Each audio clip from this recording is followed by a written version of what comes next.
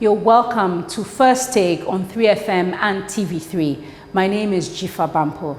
Last time, we were in conversation with the NDC's 2020 running mate, Professor Nana Jane Opoku Agyemang, where we talked about women in leadership, women, and motherhood. Stay tuned for the continuation of that conversation. You have mothered 3 children. I think one of the biggest news at the time, you know, a lot of the profile came out about you becoming a running mate was that you have 3 children and they're all PhDs. I was like, wow. But you didn't beat one of my aunts though. She has 9 of them, 9 PhDs. Okay. But I was like, that's fantastic. How did you do it? I'm sure you've asked your aunt the same question. No, I haven't had the chance. When you have a chance, you should ask her. And actually, it's not in competition with anybody. Just teasing, it's yes. It's not a conscious effort to say, hey, no. I think it's a simple matter of recognizing what young people want to do and supporting them. That's all. Was it challenging?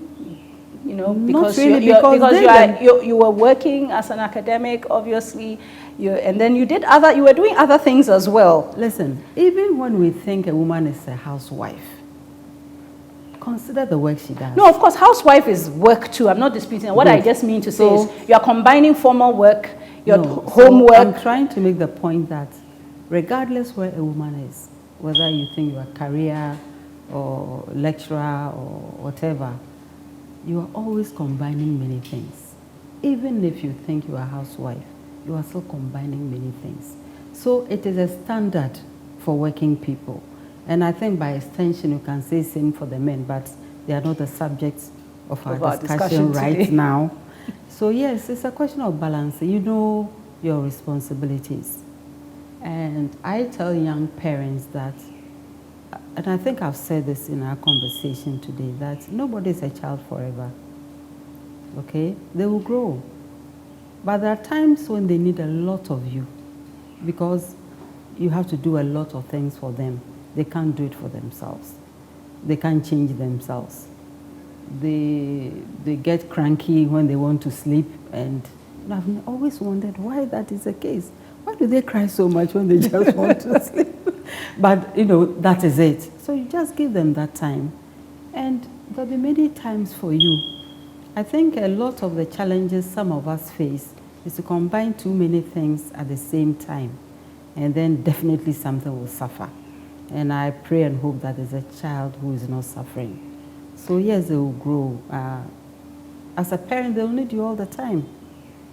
But they'll need you for different things at different stages in their lives. How can us younger women improve on our work-life balance? Because sometimes it's as if you're engrossed in this work you're trying to deliver. You're at home trying to be the best mother there is. You're trying to be a good daughter, a good aunt. It just seems sometimes so much. And then, of course, you have to deal with urban traffic, urban living. Yes, but sometimes we have to make choices. They may be difficult, even painful choices, but we need to make them. So you have a child, you live in the urban area, there's traffic, there's my work, and you need to decide at every stage, what's my priority?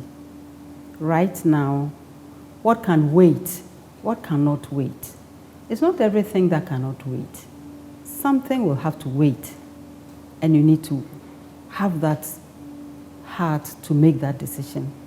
And it also depends on you as a parent, what your own priorities are as far as your family is concerned. So if you know that, oh, you have 2 children, they're under 5, and so on and so forth, maybe I'm not going to take a job yet that requires me to be at work for 16 hours. As they grow, you can work 24 hours and it will be okay. So you see, it's a question of adjustment. And I'm making it sound so easy. I know. But I know it is not.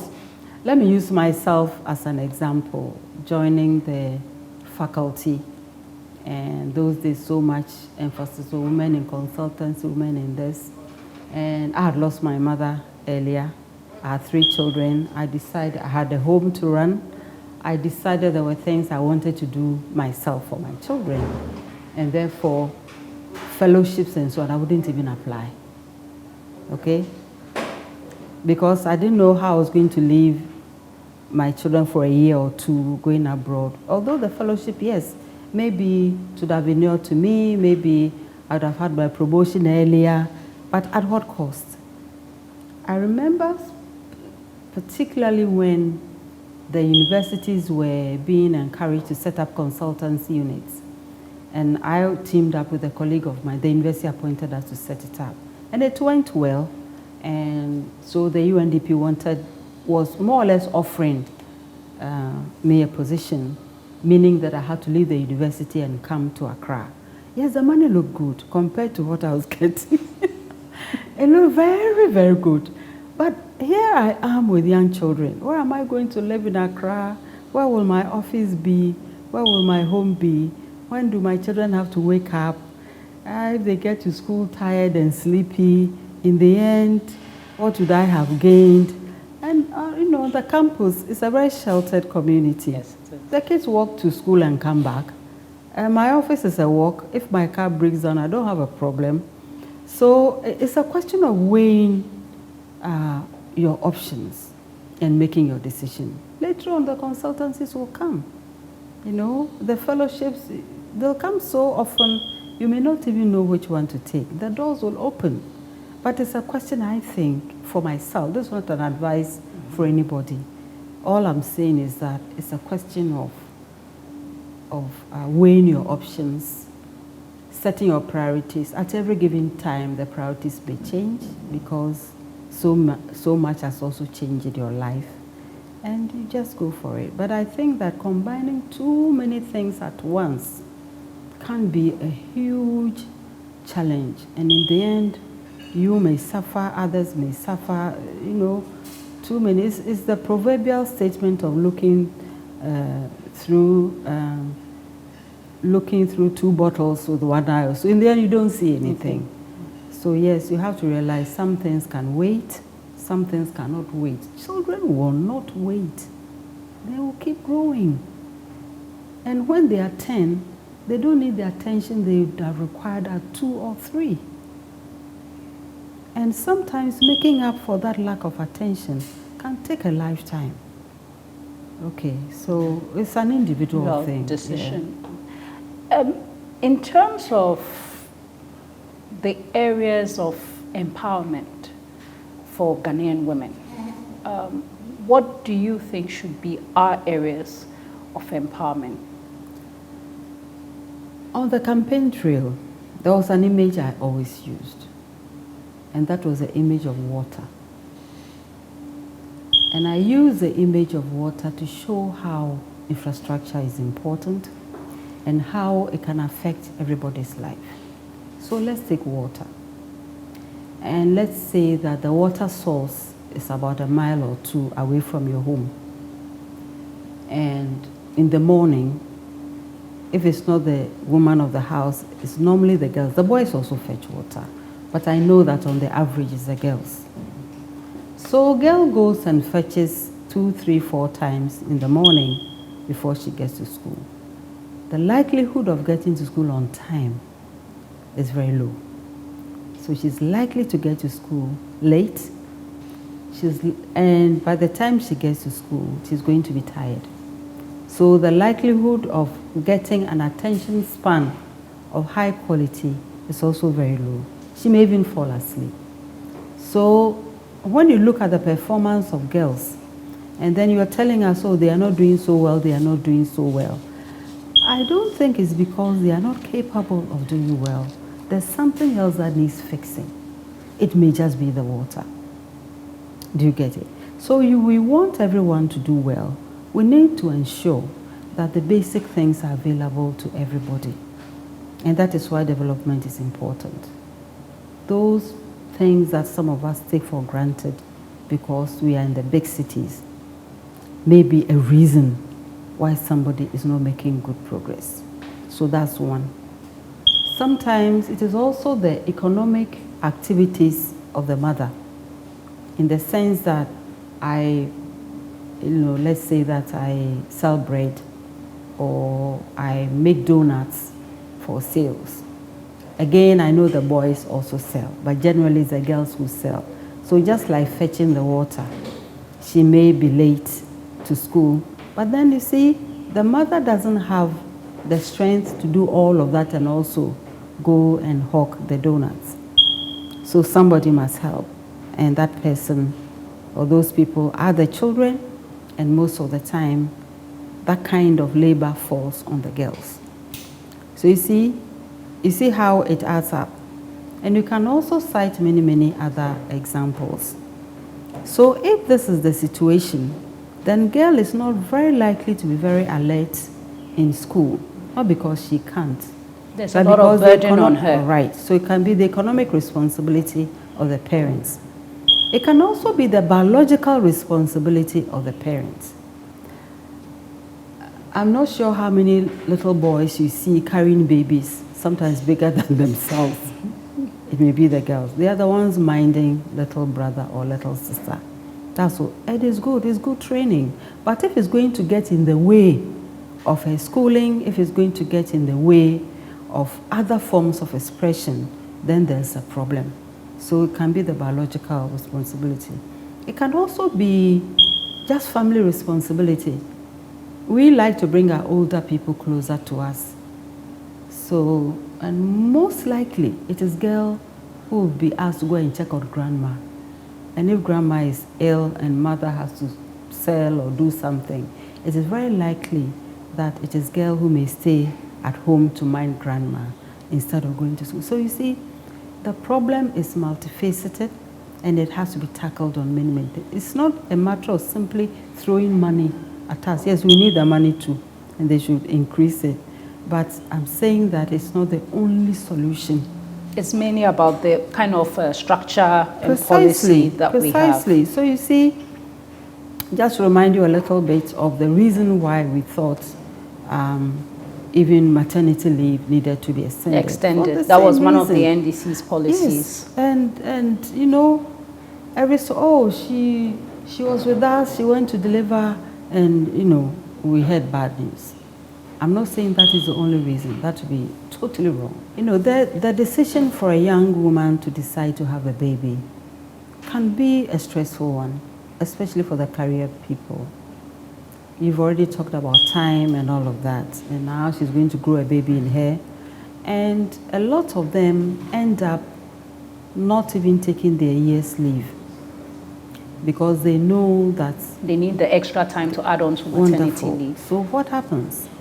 What happens is that this young lady who is growing a baby in her has not rested. By the time she gets to that labor ward where she needs all that energy in the world, she's already exhausted. And if she's also going to have to leave a tiny baby in the care of somebody, her own mind at work may not be fully engaged at work. So you see, there are many reasons why for us as women, we don't go as fast. The babies are important and we want them to have the babies.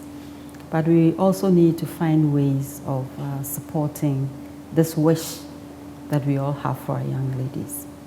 So in looking at the efforts women make generally, when COVID-19 hit, a lot of women were impacted. Some had to probably cut back on their job because they needed to be home since the children were home the majority of the time. Ways of working changed for many. They have to now work from home. Some lost incomes and the like. I'm sure you may have had thoughts about, you know, the impact of COVID-19 on women. Yeah. How can we get out of, you know, the devastation it has brought? You see, COVID-19, when a society is impacted negatively, it is impacted everywhere. Everybody suffers. We suffer too. But normally, it is those at the bottom who suffer most. And we are the ones at the bottom. You see? People couldn't sell food in the streets. Who sells food in the streets?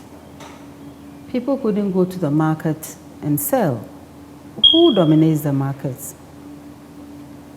Even in the health facilities, counting nurses and doctors, who forms the majority of nurses?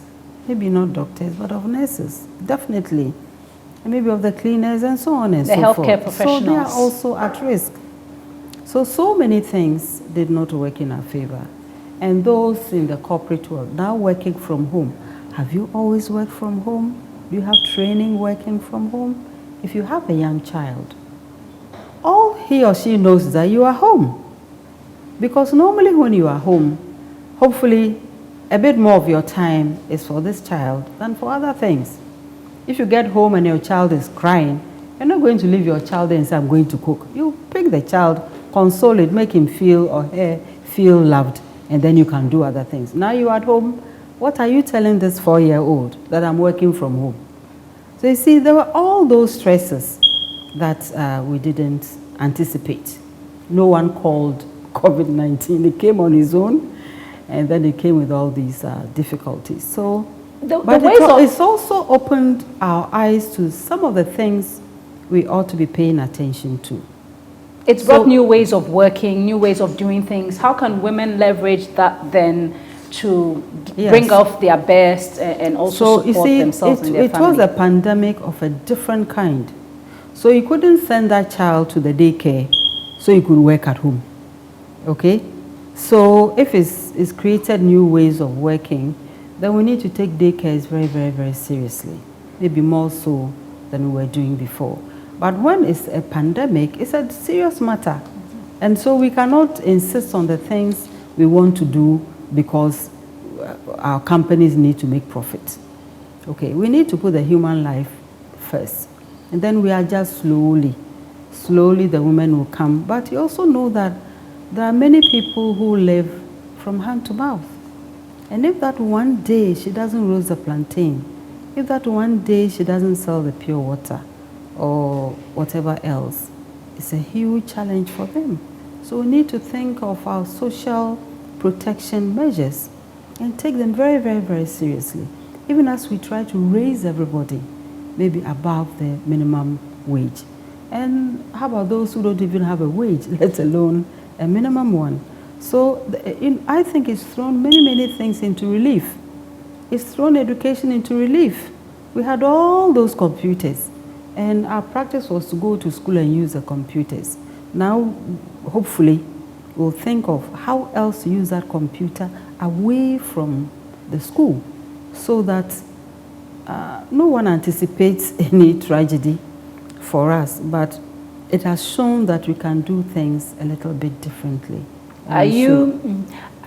You talk about education and doing things differently. Now we see a lot of online education, teaching via television for students. I mean, is that a good way forward? A lot depends on the curriculum. A lot depends on the training. A lot depends on the design. And a lot depends on the output. A lot depends on how you have prepared that child to learn from the screen instead of hearing a teacher. So as I said, it's thrown many things into relief, and we need to look very, very closely where our gaps are and then train differently or modify our training. If people are going to learn on their own, how to do evaluation, how to ensure that the person is truly learning. I hear of situations where parents are doing the homework of their children. If parents are doing that, please, you are not helping. You are not supposed to do it for them. You are supposed to guide, just ensure they're doing it. So yes, they didn't get 10 over 10, but that's their effort. I used to tell my students that, you know, the students have patience with are the ones that will get a C, but that is what they can do. They've put in the best, that's what it is. I have respect for that. The ones I don't have patience for are the ones that I know can get an A, but they are happy with a C+. You know, they will have a little fight or a little conversation about how you shouldn't be wasting all this opportunity and the effort that I know you can bring to bear on this assignment. You know, so the parents should ensure the children do their homework. And really, what is homework? Homework means I've taught it. and I want to know, do you remember it? Can you apply it? Homework doesn't mean it's a new topic. Go and let your parent teach you. Your parent is not a teacher. So the parent's own method will be very different from what the teacher's method is. Or the private teacher's method may be very different from the parent's method and may be different from the teacher's method. In the end, you may be confusing this child. Let me use my own example. When one of my children, name withheld, was having a bit of difficulty with math. To think that he grew up and then math was the only subject he liked anyway. And I think it was division. So I decided to help.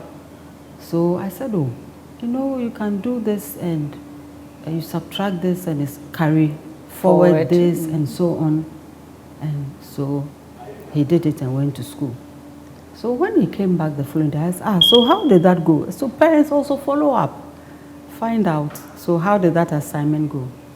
I said, you know, my teacher said it's a very old way of doing maths. That was the last time you made an effort at teaching maths. That particular subject. You know, so much as you have the goodwill and so on, we need to be a bit more restrained and not to confuse the child. Yeah. Now let me move away from the education bit to just a bit about the economy, because one of the things that women tend to be affected about generally is about the economy. COVID-19 has impacted our economy generally. There are efforts to recover. For women, I got an earful recently on social media when I posted that we women now have to pay so much for gas. And I was told it's not just the women who are buying gas. How can we be more resourceful? How can we, should I say, do things beyond just what we normally know so that we can improve our economic circumstances? Well, let me say that women have been improving over the years, and we need to encourage all of us to keep improving. So, but as I said, we also tend to be at the bottom of things. So we need to support programs that raise our status, you know, in the economy. Women contribute a lot to the economy. Look Actually, in fact, in Ghana, most small businesses are owned by women. Yes, but then you see, when I don't want to go into too many details, but I just want to say that, yes, so many of us are in the small-scale businesses, and if our creation or our creativity is not patronized, let's say I'm making soap, okay, and I'm going to compete with others who have also made soap elsewhere and it's advertised and so on, and if I don't get the support I need, maybe nobody will buy my soap, or it will not go as quickly as I think it should, okay? In order to support women, we know what we should do. It's not a new subject. We know what we should do. If they are in small-scale businesses, what type, what are the margins, do they get any profit? All that heat in the sun, at the end of the day, how much do they make, and so on and so forth. And of course, it goes for the men too. Sometimes we forget that there are also many, many men in that small-scale business. I see them in the streets too. And you also wonder at the end of the day, how much do they make?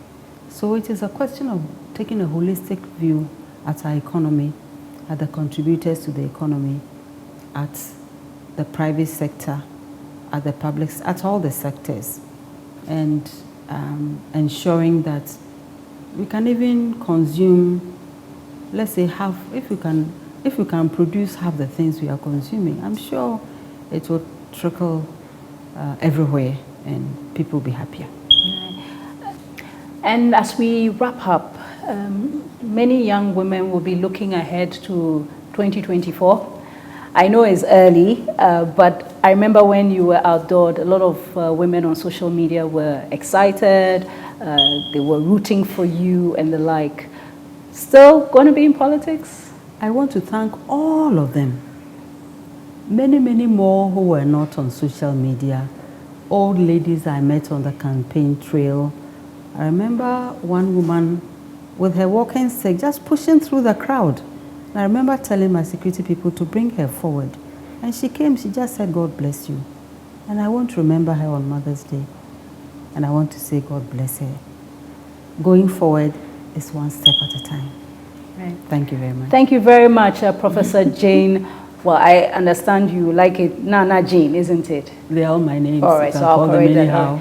Thank you very much, Professor Nana Jane Opoku Agyemang. Many thanks for speaking to First Take. It's been